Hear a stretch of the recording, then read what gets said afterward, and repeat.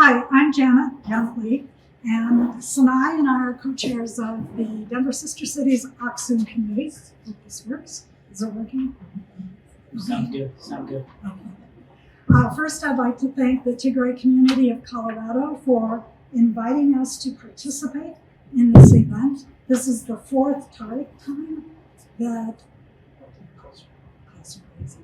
fourth Tarik time, and we're very pleased to be here. Second, I would really like to thank Dexter for hosting this event.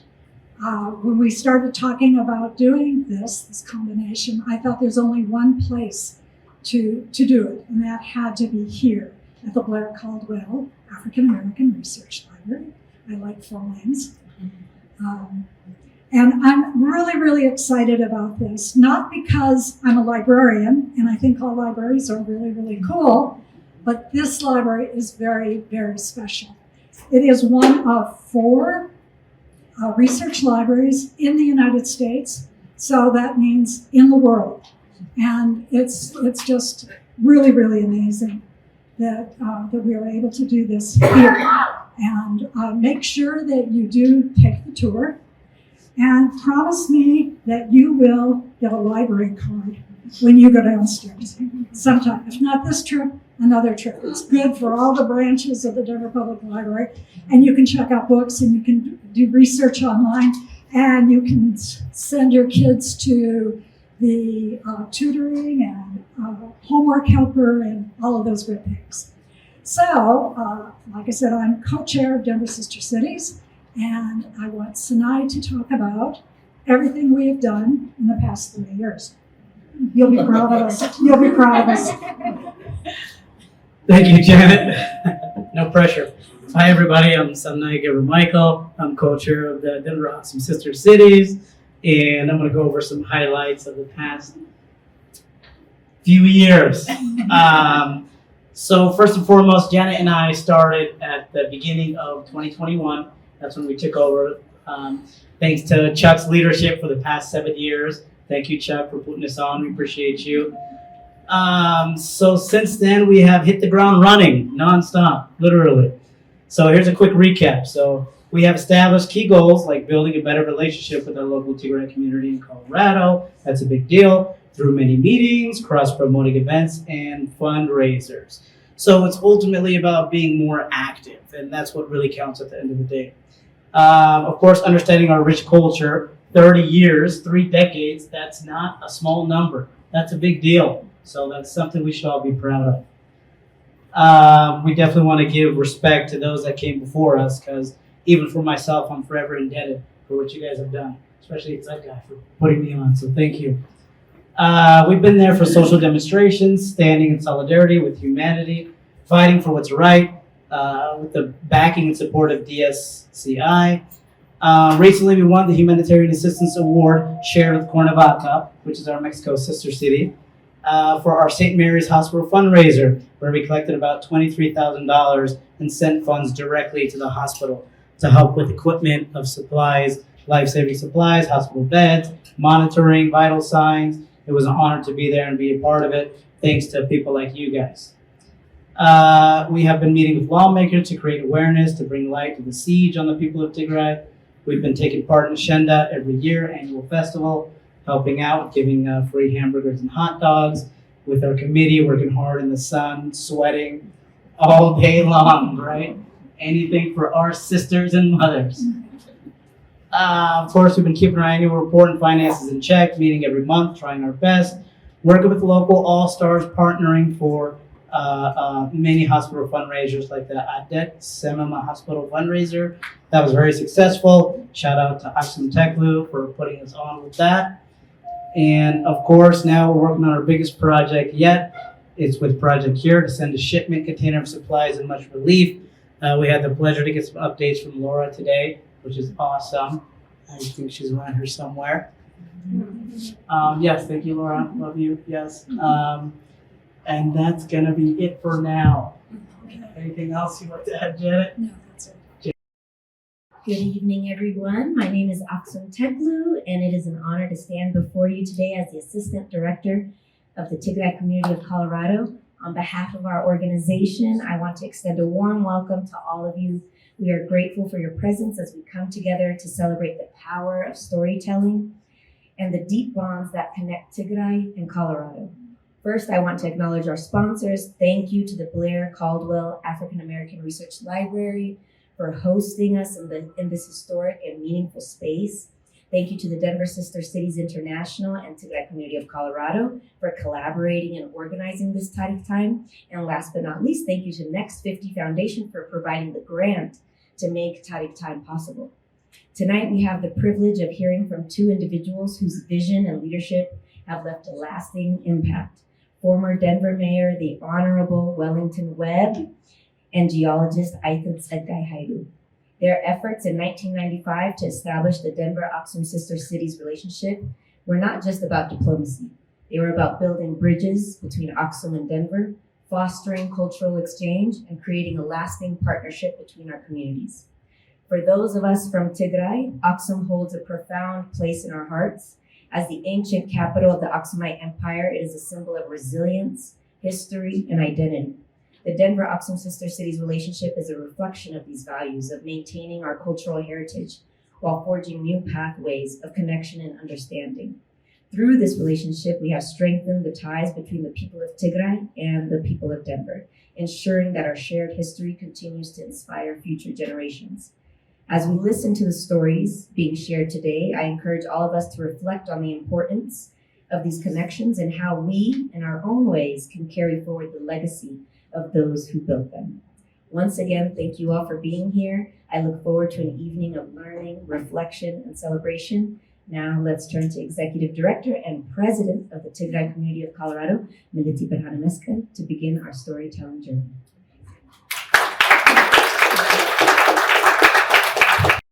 Thank you all for being here. My name is Meliti Berhanemeska, and I am the president of the Tigrai Community of Colorado, the first woman in this position, so I'm really honored to have served for the past almost 3 years.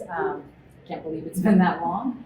We have some pretty incredible things happening with the Tigrai Community of Colorado. We just celebrated 30 years last year, so it's pretty incredible to be able to celebrate the Denver-Axum Sister Cities Committee anniversary this year. Tarik Time is an initiative that we started because we knew that we needed to sit at our elders' feet. We needed to take the time to sit with them and listen to the stories that are our stories, but their stories, to fully understand who we are. We learned through the genocide that you have to tell your own stories or someone else will. And usually that doesn't work out in your favor. And so today, we have a real treat. I mean, a real treat. Today, we're sharing the story of the Denver-Axum Sister City Committee, how we came together, what has transpired over the past 30 years of this incredible partnership, the accomplishments, the people-to-people connections, the projects. I mean, it's really been incredible. We have cried together, literally. We have danced together, literally, at Ashenda. We have built things together, quite literally. We've done all of these things. It's really been an incredible 30 years. Some of the projects Sendai mentioned earlier, but we did water sanitation projects. There's one in particular that stands out to me. I've been a part of Denver-Axum Sister Cities since I was a teenager. I remember the park inauguration. I remember many of the projects that have happened. One in particular, Tsegaye, I don't know if you'll remember this, was about clean water. There's been lots of clean water projects, but there was one that the goal was to get these clean water, these tablets into the hands of school children to take home for their families. And the reason that they did this to clean the water was because they found that when people got sick at home, the girls were staying home from school. Do you recall this? Yes. And because the girls were staying home from school, they're missing out on education. And so I remember that initiative with Mamhut Tsegaye, where it was to get this into the hands of the families so that our girls wouldn't miss school. Those are the types of projects and the types of things that we've been working on over the past 30 years. I've also been a board member with the organization as well. But we've done teacher exchanges, student exchanges. Metro State University built an elementary school, Eseso Elementary School, because they recognize the need. Multiple projects have happened with Kintusi Mariam Hospital. And currently, as was mentioned earlier, there is an assessment study being done with Project Cure to bring more supplies to the area. As you know, things have been completely looted and destroyed in this genocide.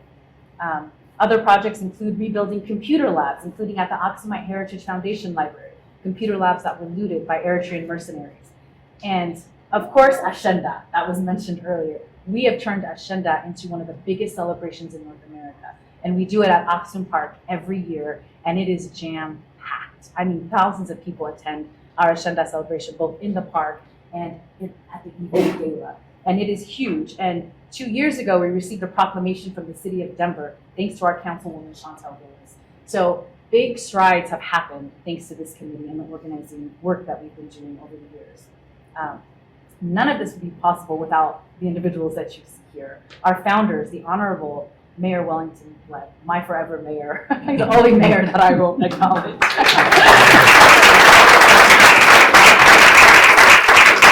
Don't take this the wrong way, but I call you Father Tigray. I mean, this man is so committed to the people of Tigray that it will blow your mind. The way that he advocated when people were afraid to step up and say what was right, it makes me emotional to even think about it, because we had to fight for our humanity and our dignity. And this man, every step of the way, was by our side and writing letters and advocating for our people. And so now I can't read my notes because I'm right. But he is a real gem.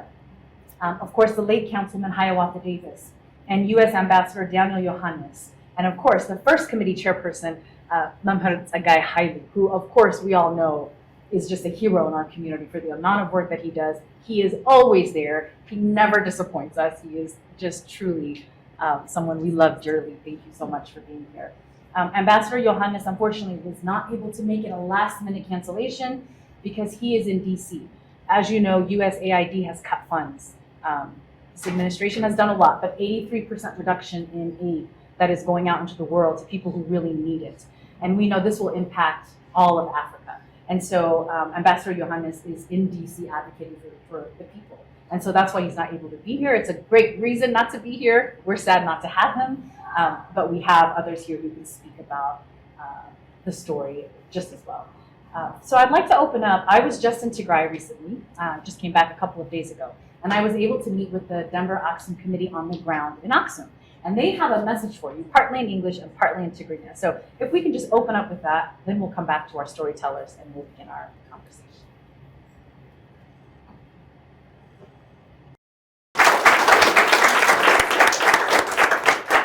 So to open up, maybe you could just share a few words about when the organization was founded. What was your vision behind it? What were you hoping to see accomplished? What was the goal behind starting this relationship? I want to know about the challenges too, because I know there were some, but first your vision.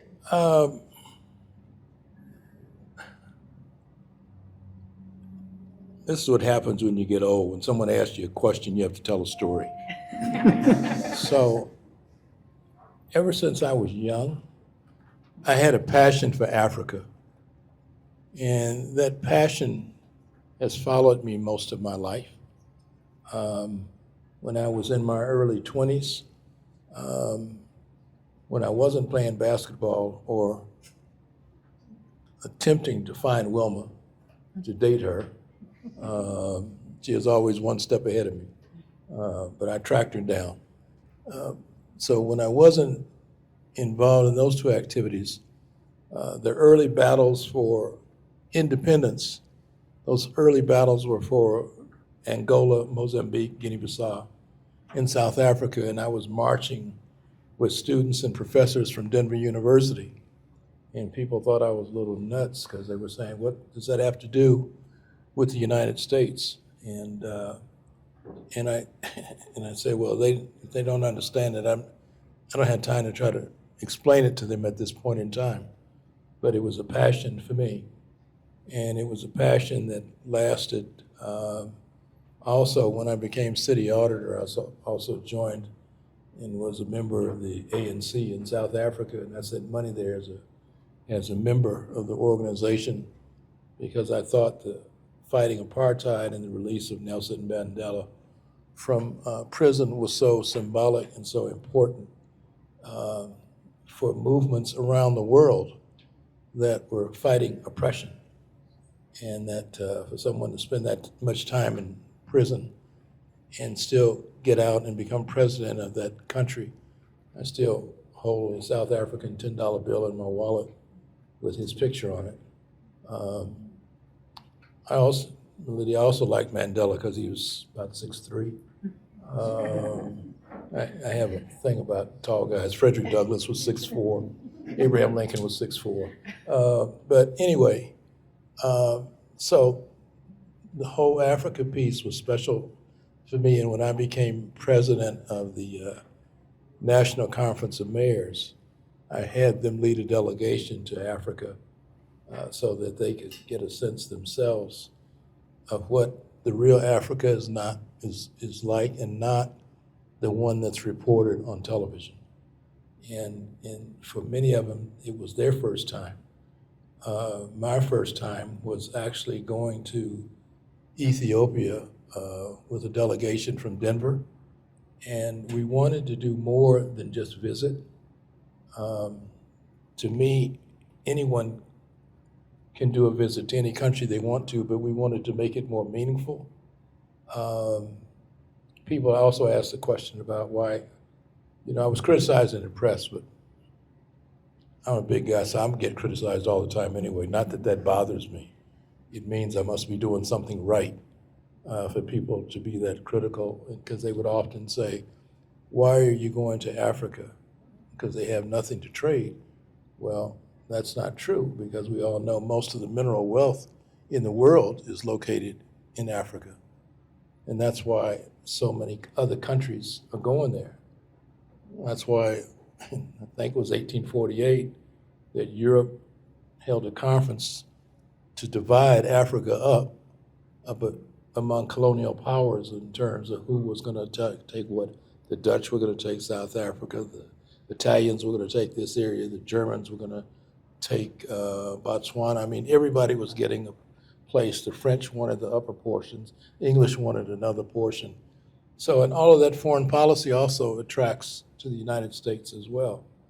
And so my first trip was with Daniel Johannes, and we went with a delegation from the Denver business community.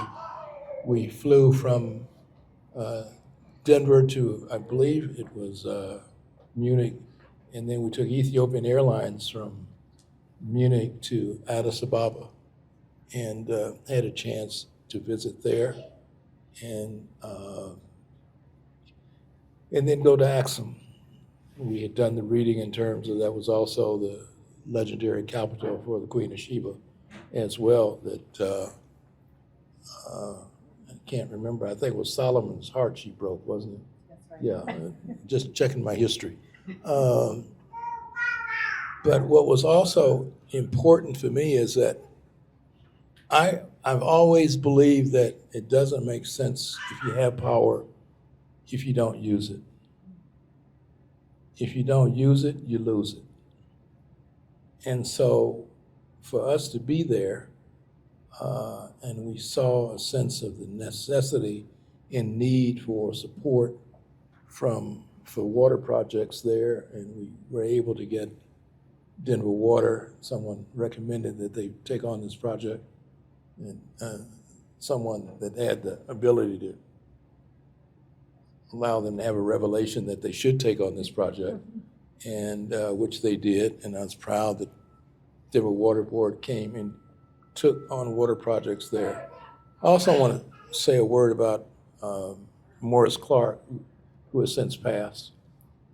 Morris is a dentist and was a professor of dentistry at University of Colorado. And he set up shop there in Axum, providing dental care for many of the individuals that needed it, which we were very happy and proud about the work that Morris Clark was doing. We then did some work with Project Cure in terms of the work that Project Cure was doing in terms of getting medical supplies out. But I guess if there's one thing I was impressed with, when we landed at Axum, 10,000 people greeted us at the airport. We actually wasn't the airport. We landed kind of on a field, and 10,000 people showed up And that was, and we taped the whole trip, and that was very special, because what we wanted to do was also to create for the Denver-Axum Sister City Committee. We wanted to make it a twofold committee where we would place in Axum Denver Street, Denver signs, and in turn, the part that the kids, depending on their age and generation, call a cherry park, or they call the park off 32nd Avenue, or the park off Martin Luther King Boulevard, that park would be known as the Axum Park.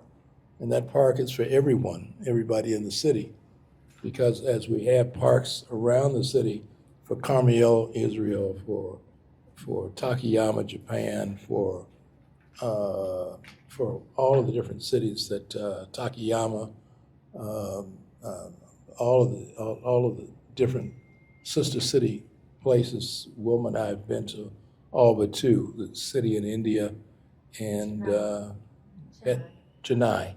I can never remember. Cuernavaca we've been to. I left them a fire truck, and so Cuernavaca got a fire truck, and Axum got water department support. So for 10,000 people to show up, they all, when we left, they all knew Denver. They all knew Denver, they all knew Colorado. And some of the people on that trip, like Howard Gelt and Bob Malone and Morris Clark, Wilma, and myself, it was special. Someone started calling me a Bera, which if I think the pronunciation and the meaning is wise one, a person of wisdom, something like that. Wilma was a hit because she had lipstick. All the girls wanted her lipstick, and thank God she had plenty of tubes of lipstick in her purse, and she gave them all away. But for us, it was a special trip, a trip where we got to see the people, the real people, the people that live there every day, which also makes me sad, because we as a nation, and I've said this publicly, we as a nation, as Americans, are better than the governments we've elected.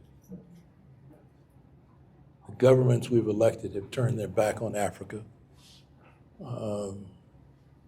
We've abdicated Africa to the Chinese. The Chinese are spending billions of dollars trying to develop and create relationships with African nations throughout the world. It's not unusual if a contract is done, and this doesn't have to be Ethiopia, it can be any African country. And I'll just use Trinidad as an example, or Ghana. They decide to build a bridge and they have a Chinese contractor. The Chinese contractor has a Chinese project manager brought from China. They have a Chinese project manager from China. They bring in employees to work that construction to build that bridge. They're from China. And they don't hire local. Now, the amazing thing, I had to have this conversation with my daughter, and forgive me, Jesus, with my daughter about when my grandsons were going to school, that they're football players, and I had to tell her they're not going to be in their room playing chess and checkers. When the weekends come after the game's over, they're going to go out. And boys being boys and men being men, they're going to be looking for girls and women. They're not going to be in the room playing checkers. And she got on me as Pop's grandfather, you shouldn't be putting these weird ideas in their head. I said, these are not weird ideas, this is real. So my daughter and I had kind of difference of opinion on how the grandfather's supposed to speak to grandsons.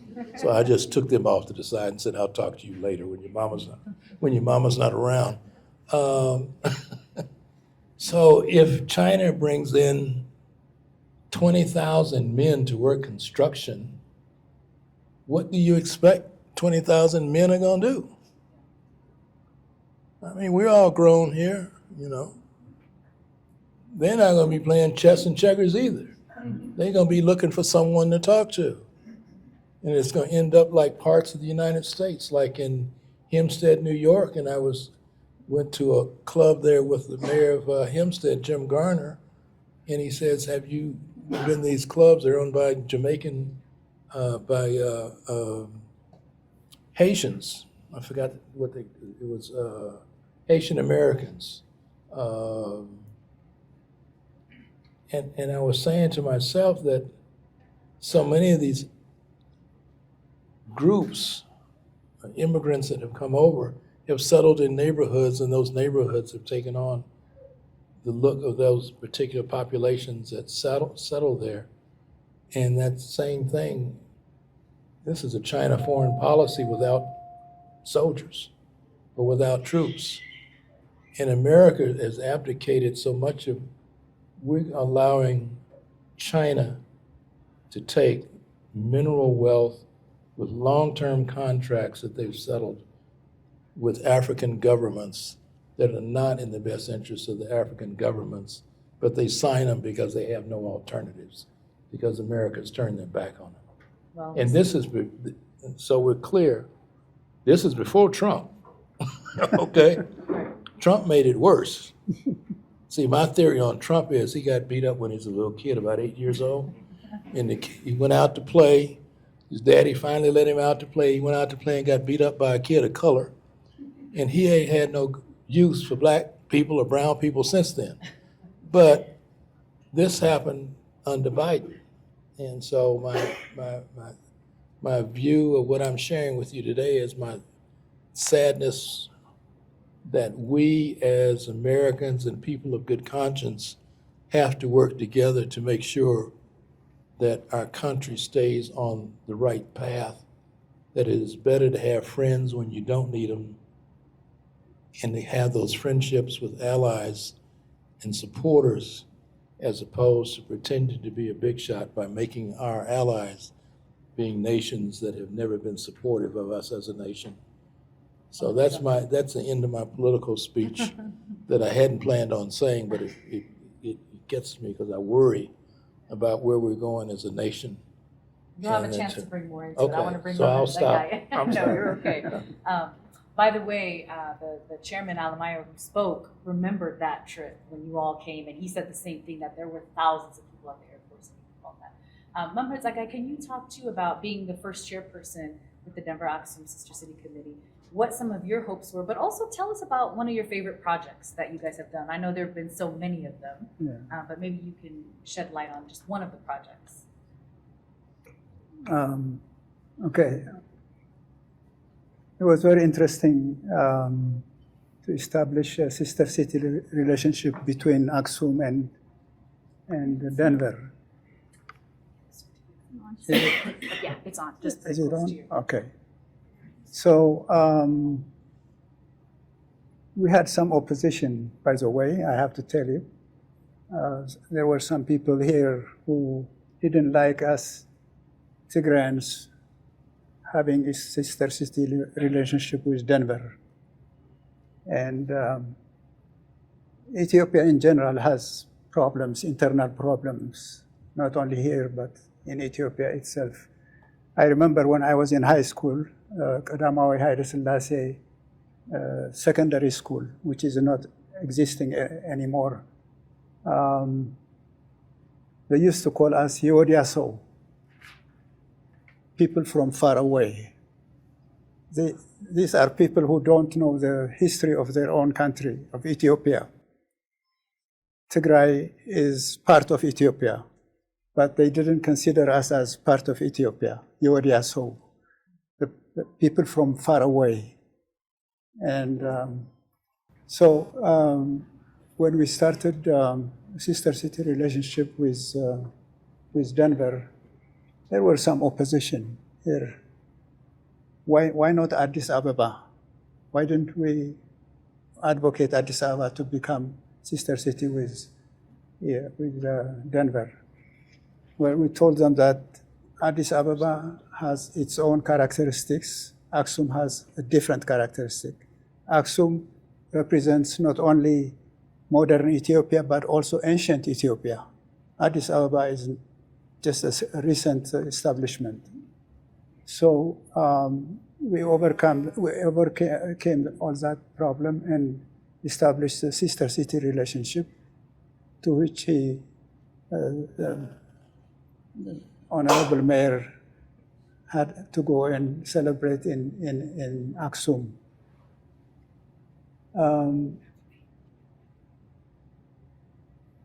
It was the year 2000. We had Sister Cities organization, the overall organization had celebration here in Denver. And we invited the mayor of Axum and one medical doctor. They came, and then we took them to the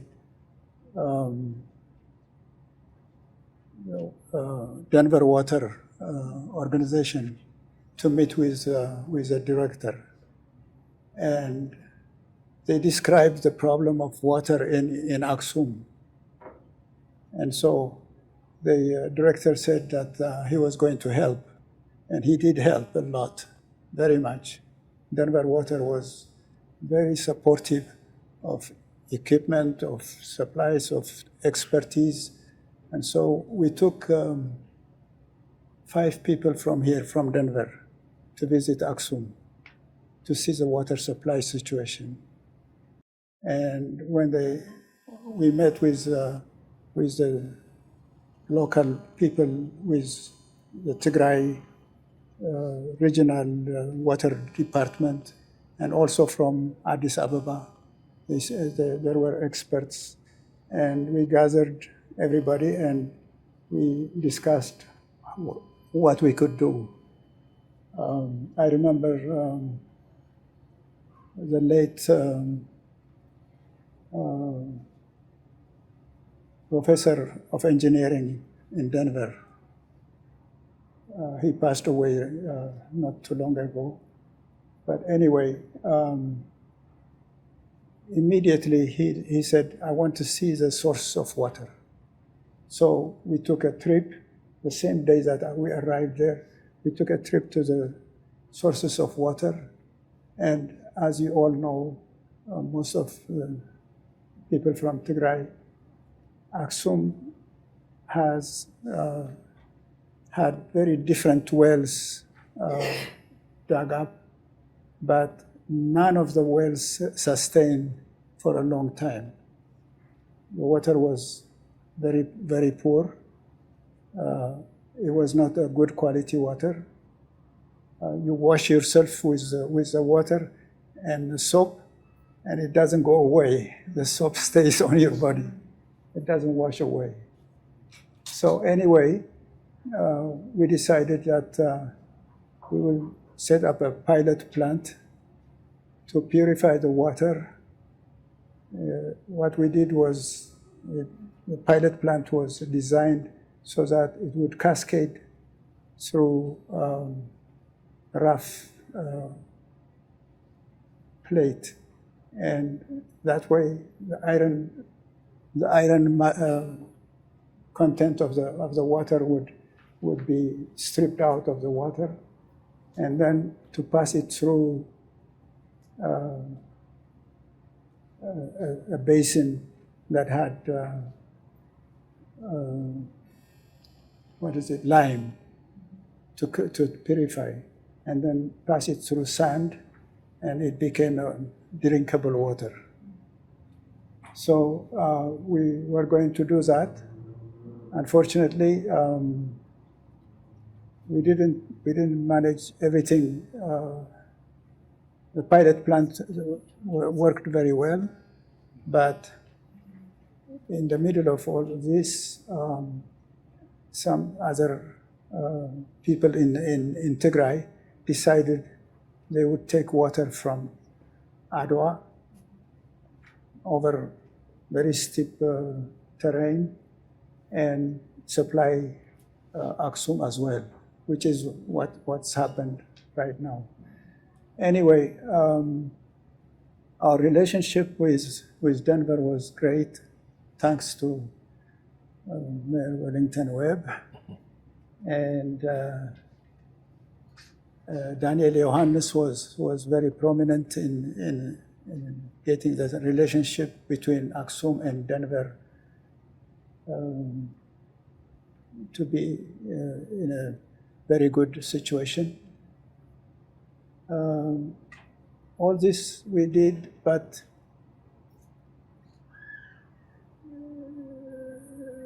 I would say that to sustain the relationship, there has to be a good communication between Axum and Denver.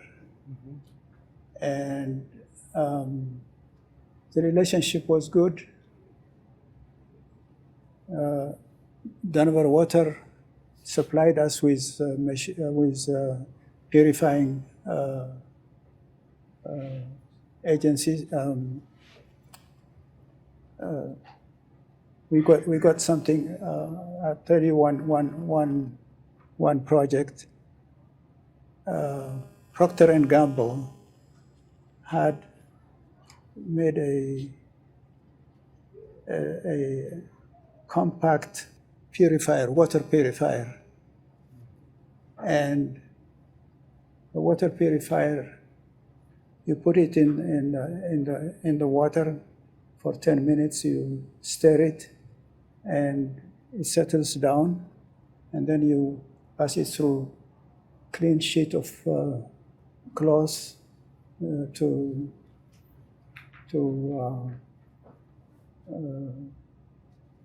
filter it, and it was very successful. And we got that tablet from Procter and Gamble. It served very well, and we thought, it was very small, and we thought that some merchants and business people in Axum would actually sell it to the people for very cheap price. Unfortunately, people didn't take it. Nobody took it. I went to the store where we had given this tablet, and they were not taking it very much. So what we did was we supplied it to an elementary school that's close to the Maishum. Maishum is a supply of water for the people in Axum. And Maishum is polluted water, completely polluted water. And we showed them what they could do. They could put this tablet in 10 liter, maybe 10 liter or so, water, and then pass it through clean cloths, and it would be purified, and it would work. But nobody really took that very seriously. Not the business people did not want to sell it. I mean, I went to a store and I said, "Have you been selling these tablets?" And they told us, "No, not many people wanted it anymore." Did they not trust it, or were they just not aware? I guess we didn't. Maybe, but perhaps we didn't do enough public relationship. Only on one school we did. And to that school, we offered the children to take this tablet to their home and then purify water, 10 liter water. And the school was very successful. And there were no absences in the students where there were, when they were drinking the local water, there would be many absences because of the water not being That's clean. the story I was telling earlier about the girls who were missing school and the tablets. Yeah. But we were successful in making the children, drink healthy water, and so it was successful, but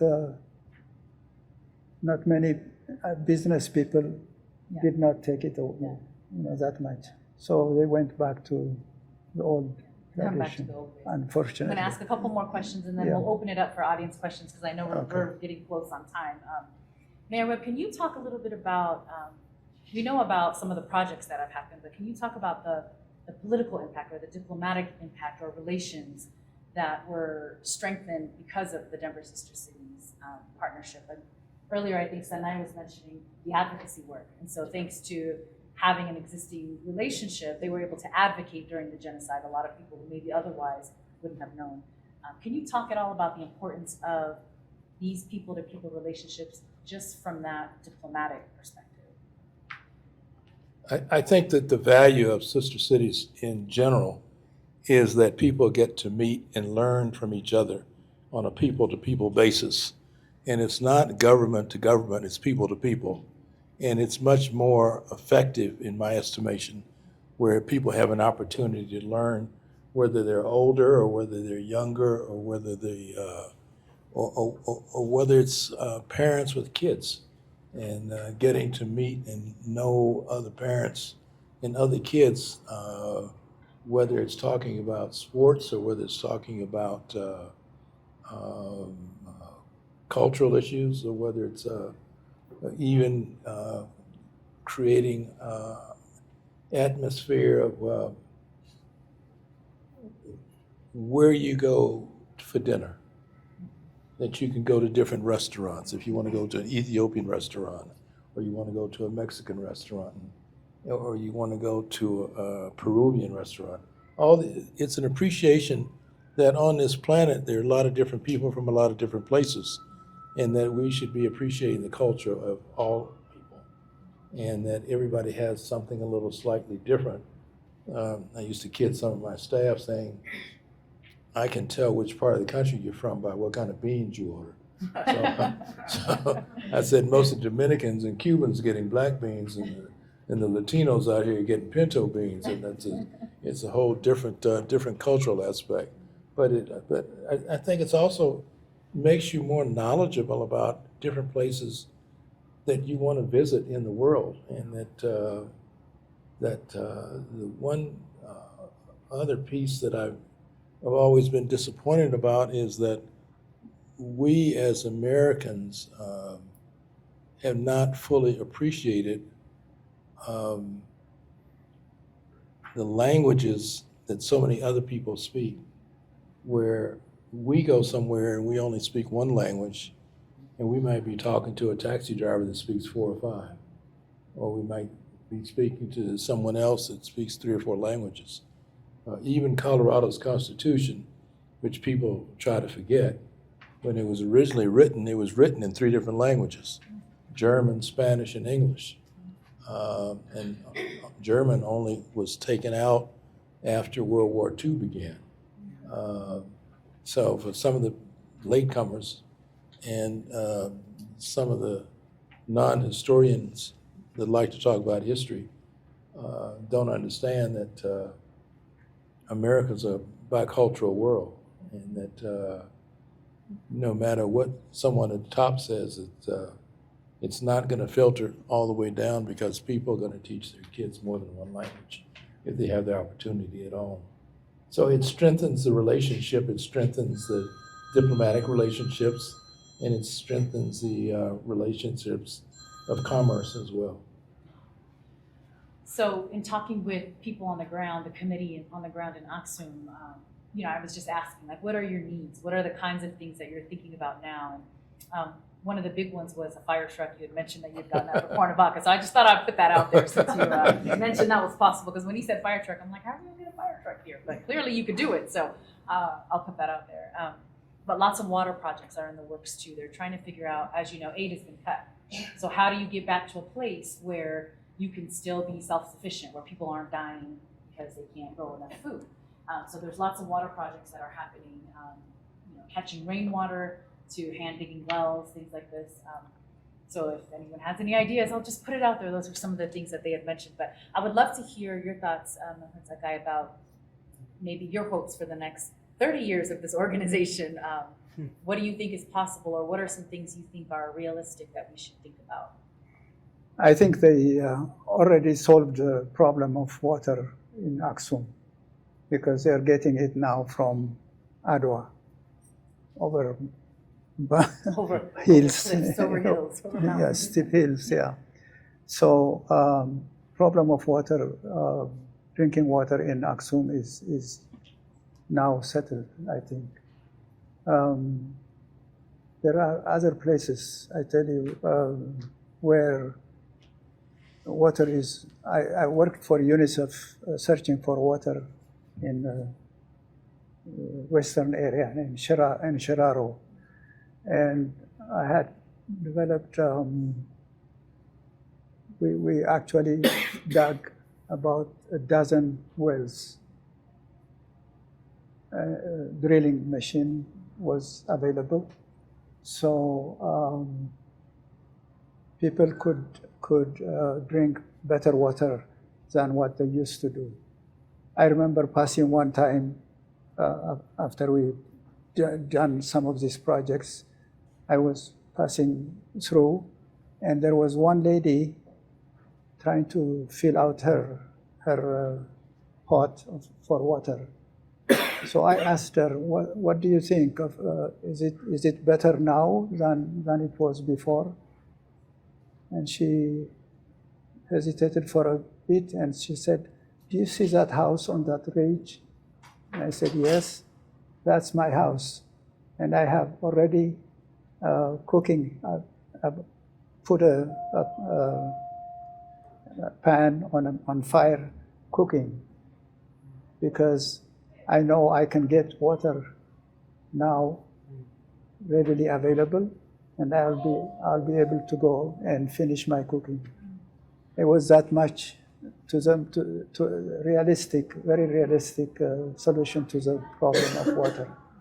So I think we did as much as we could, but we could do much better, provided, if we had assistance from UNICEF like we had in the past. So the problem of water is always, it's a very essential need for all humanity to have clean water to drink. So, Do you have any audience questions? I want to give you a chance. If anyone has a question, just stand up. Don't be shy. Okay. My name is Gus. And first off, I appreciate you guys everything to explain to us. So, my question is in Tigray in general, the whole city, they have water problems. It's not only one area. Right. So, especially the big city also in Mukade, until now there are not clean water. It's kind of salty, mineral waters, and the people still use that. So, the Axum Sister, you have to think about all the Tigray, or just only the connection with the, only the connection or with the Axum Sister. That's only one question. And the second one, I came like 2 weeks ago from Ethiopia, from Axum. I was Axum. And the tourist area, the restaurants still resident. It's not good. It's not clean area, and also some illegal gambling, something like that one. And that one also to guide to for the city how to handle the kind of problem or situation. That's we can also that one to give to them the information or the move of the connection with city absolutely if they control it. That's my second question. Thank you very much. Well, I'm not sure how much we can talk about the gambling issue, but I will say though, even in Axum, the water is you only get water once a week.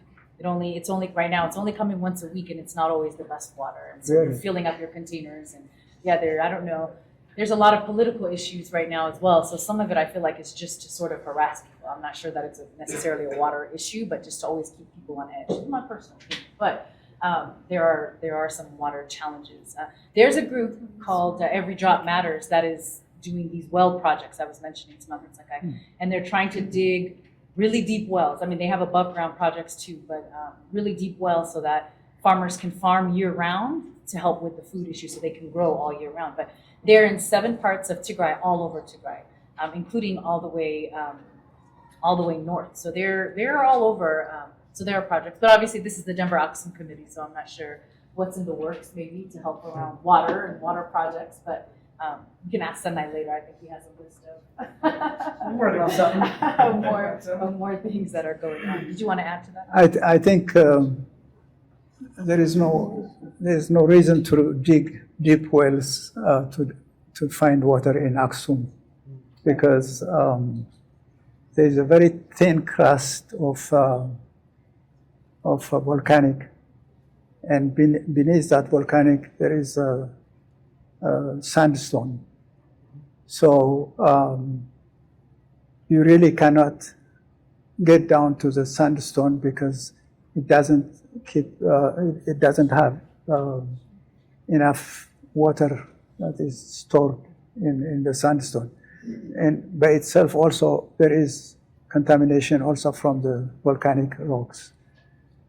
If I were to do anything, I think up on behind the obelisks, up on the highland, there would be a good area for collecting water, treating it, and then pumping it down to Aksum. That would be the best way. But right now, I think if the reservoir in Adwa lasts, as long as it lasts in my Showito, yeah. If it lasts for a long time, it can serve both Adwa and Aksum. The other ambition I have is to have a dam built in Adwa to retain the water from Asab and then pump water to Aksum. That would be the best way to solve the water problem. And this organization is all over Tigray, not just in Aksum. So they're building well. I don't know where their wells are proposed, but it'd be worth looking into. Every drop matters, I think is what they're called. Any other questions? Yeah. I'm kind of curious. So we know, we have a lot of institutions going in trying to know about everything. How many of those institutions are actually trying to integrate well with the community and educate them to build, a more schooled society on it, where the people of Tigray, for example, are able to actually go out and continue this work and educate their neighbors? Yeah, I think that's a great question. There is now a more organized effort with they call them CSOs. What does that stand for? It's community service organizations, maybe, or Civil society. Civil society organizations. And so there's an effort now to align and understand who are all of the organizations, what is the work that they're doing, so that we're not duplicating efforts and people are sharing information. So there's a more concerted effort to try and align all of that. I know that in Tigray, which is the story of Tigray that we never told, is that we're not always given access. So for example, I met with some people with the Rotary Club. There's a Rotary Club in Tigray. And I met a member from there, and he was saying that the Rotary Club in Addis will not connect them with the Rotary International. They won't allow them to connect. They would not. They would not allow them to connect. And so he was asking me if I knew any Rotarians, and I'm like, maybe, I think I could probably help with that. Because they're blocking them at Addis Ababa. And that's the story of Tigray, constantly being left in the dark and not getting connected with the resources that they should be connected to. So I think there's still a blockade of information and access to the people, but there are efforts to definitely align that now. Let me make one suggestion that requires a coordinated effort. Obviously dealing with schools and what I consider to be soft diplomacy. if Sister Cities, Denver Sister Cities, as an example, did an inventory of what each sister city needed in terms of equipment, so to speak.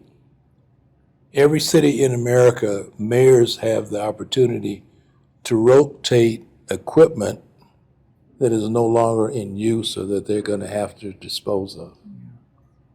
So they can either dispose of it or they can turn it in on the next equipment that's purchased, or if it's not reusable, they junk it.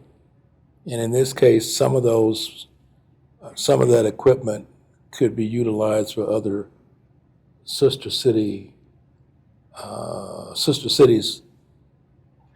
with Denver. The committee would have to pay for the cost of transporting that equipment Sure. to where the sister city is located. We've done that also with a couple of smaller cities not cities, but towns and villages in the state of Mississippi with police cars. One city in particular, the town wanted us to take the police cars back because the mayor was driving around with the siren on all the time, which wasn't what the expectation was when we gave him the car to take back to Mississippi. But I think the point is that they, rather than have the equipment just disposed of, that so there's not a bidding war between the sister cities and the organization. If you had like a taxonomy of who needs what, with Mayor Johnson, if they get to a point where they're going to have to discard stuff, whether it's in fire or police or sheriffs or whatever, some of that equipment might be utilized for some of the sister cities. Got that, Sunday? I'm taking notes right now. I think I've been dreaming about water situation in my area where I was born.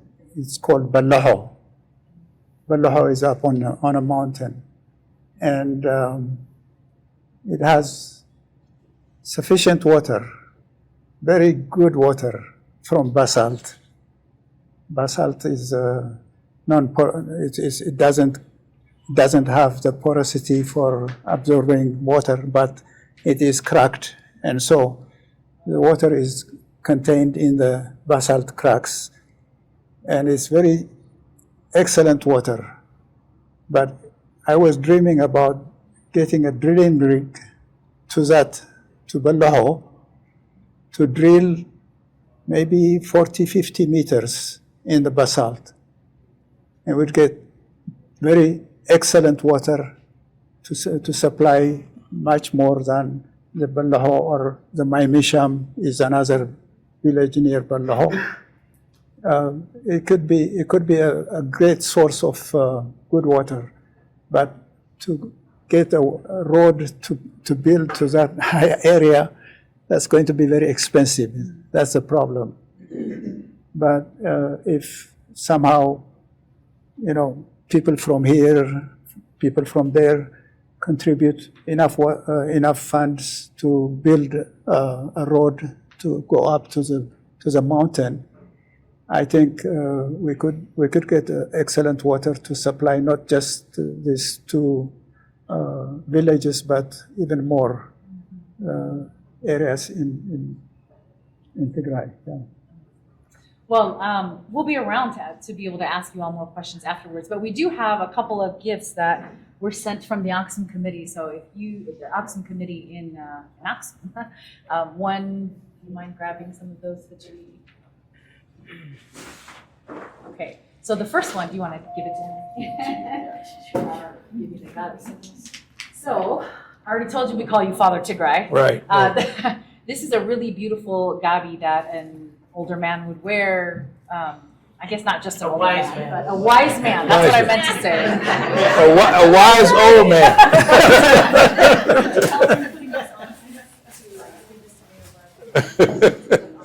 Yeah, you just show him how to put it on for him. But it's really beautiful, and it was sent from the committee. And then we have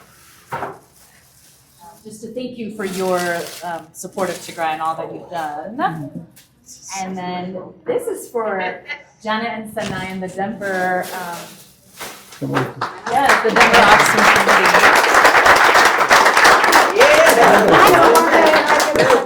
I had to carry this in my hand on the plane, okay? And I don't like carrying things international, but I did that for you all. So this is for you all and the excellent work that you're doing, and congratulations. We'll have some kind of shared questions. Yes.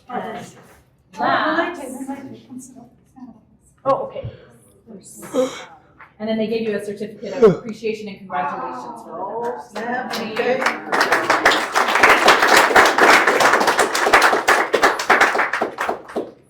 I'm not sure where to look. That is over there. That's great. And then I think there's a couple more things. Is Axum gonna talk about those items?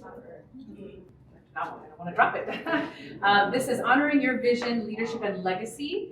This is for Mayor Webb, and it says Denver-Axum Sister Cities founder, and then 2025. Oh, the thank you so anniversary. much. We're so grateful for it. I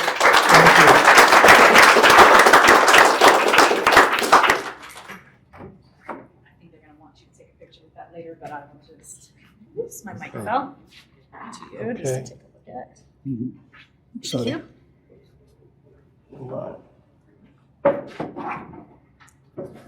Very nice. And then we've got another one for you, Tsegaye Hailu, for your contribution and endless support. And same thing, honoring your vision, leadership, and legacy. Tsegaye Hailu from the Denver-Axum Sister City, Denver-Axum Sister Cities founder and 2025. Thank you.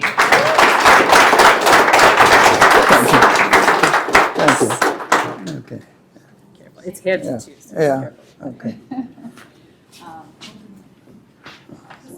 Oh, there's one more item. Okay, I will turn it over to Janet. So Dexter, where are you?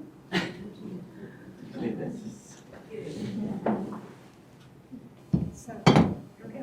This is, it's just been really, really great working with you, and I want to make sure that we're continuing working with you. A little bit of bribery here.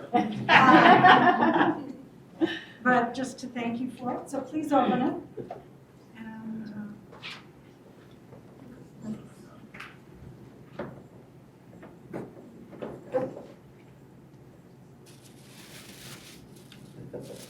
and for those of you who don't know me very well, I worked at Axum University for a year. Oh, So it's